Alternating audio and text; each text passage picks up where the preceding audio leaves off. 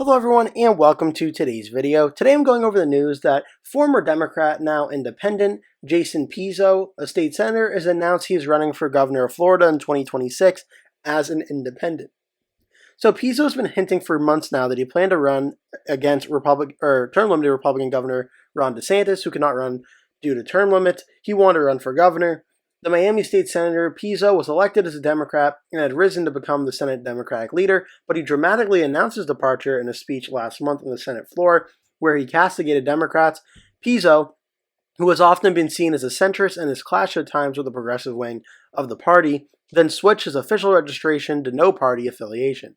Former Democratic Senate leader told CBS Miami on Friday, "Yes, I am," when asked if he was planning to run.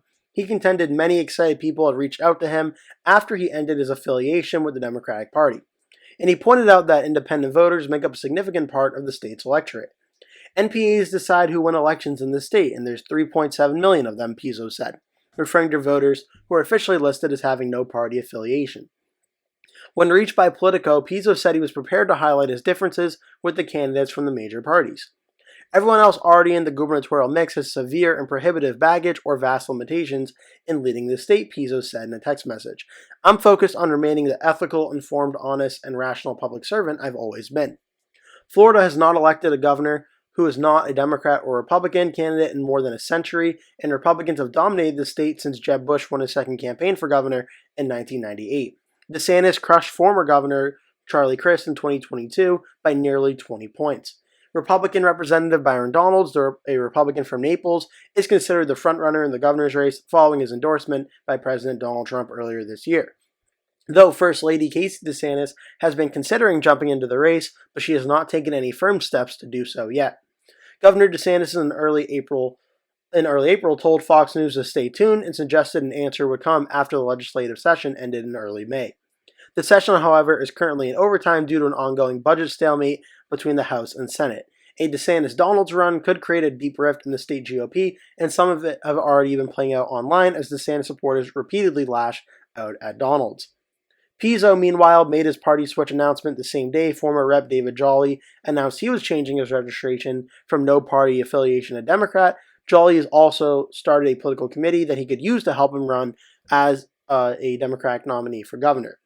Mounting an independent candidacy without party volunteers organization could be a steep climb for Pizzo, but the Miami attorney is also very wealthy and could afford to help pay for television ads and other campaign-related costs with his own money. He told Democrats last year that he had $25 million ready to go for a 2026 run. He said he planned to make his candidacy official in early September, but one of his two sons is heading to college and the other is about to graduate boot camp before heading off to infantry school. Some Democrats have asserted that a Pizzo candidacy with no party affiliation could just make it easier for Republicans to win again. Said, quote, "If anyone or entity is worried about my candidacy hurting their side, then they're likely more worried about their own abilities," Pizzo said in a text message. Okay, so that's the latest news on that. Looking at the Florida governor's race in 2026, right now, as the article mentioned, Byron Donalds is the leading Republican to be the nominee at this time. Whether or not Casey DeSantis runs could significantly make a big change on that statement, and maybe DeSantis versus Donalds can get very, very close. We'll have to wait and see how that develops. But right now, Byron Donalds is the clear favorite on the Republican side. On the Democratic side of things, there are three Democrats who have seriously expressed interest in running at this time: David Jolly, who the article mentioned, Fentrice Driscoll, minority leader of the Florida House of Representatives, and Chevron Jones, a state senator and chair of the Miami-Dade Democratic Party. Those are the top three Democrats who have expressed interest in running at this time. However, on Jason Pizzo running as independent now makes a significant move into the race. Cook Politico, Inside Elections, and Salvador Crystal Ball all have the race listed as solid Republican. In the early hypothetical polling that's been done so far, it does show in Byron Donalds versus Daniela Levine Cava, who I do not believe she's a potential candidate, but she has not been mentioned if she is going to run or not. The poll showed Donalds leading by 4 points over her, and Jason Pizzo only had 5%, with 23% undecided. In the same poll, but with Casey DeSantis, DeSantis is also up by 4, and then a generic Republican versus Democrat poll back in October showed a 7-point win. The problem for this race, for Democrats in this, is we can look at the governor's races between 2018 and 2022. Florida moved 19 points more Republican from 2018 to 2022 for Ron DeSantis from Charlie Crist. The state has moved so much at that direction. Now I'm just going to look at past elections as well, just to show you. In 2022, Ron DeSantis won the state by 19.4% of the vote, a safe Republican win. Now, it is worth noting in 2018, the last time there was a Democratic midterm, DeSantis won against Andrew Gillum by only 0.39%. But we have seen the state move a lot more to the Republican side as well at the presidential level, which voted for Donald Trump by 13% in 2024, up from 2020 when it voted for Trump by 3.4% at the presidential level. The Senate race in 2024 voted for Rick Scott by 12.8%. The Senate race in 2022 re-elected Marco Rubio by 16.4%.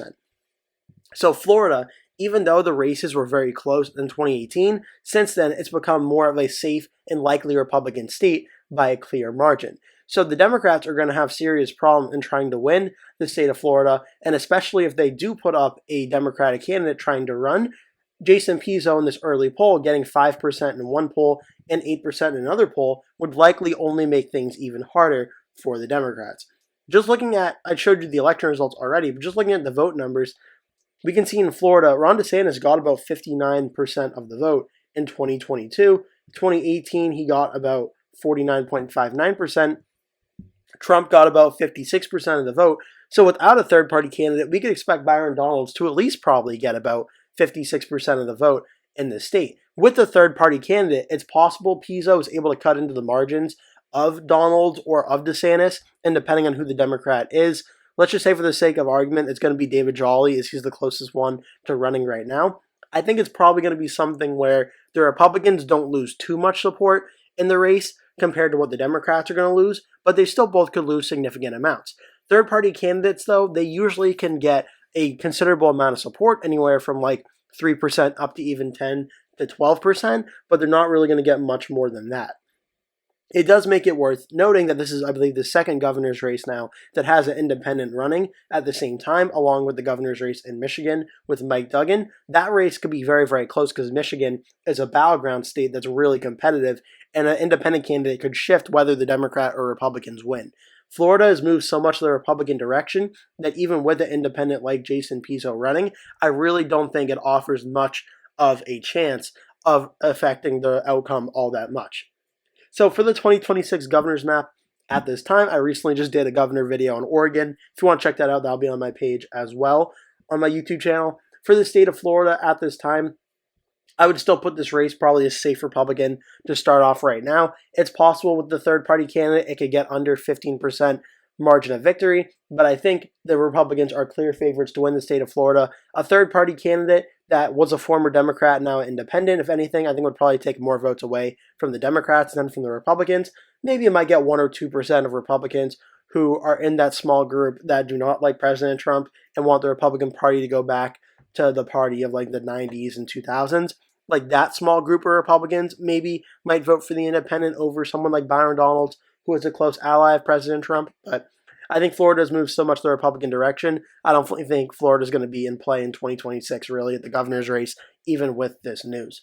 But I'm interested to hear what you have to think. Make sure to leave a comment below. Tell me your thoughts. Make sure to hit like and subscribe, and I hope to see you in the next video.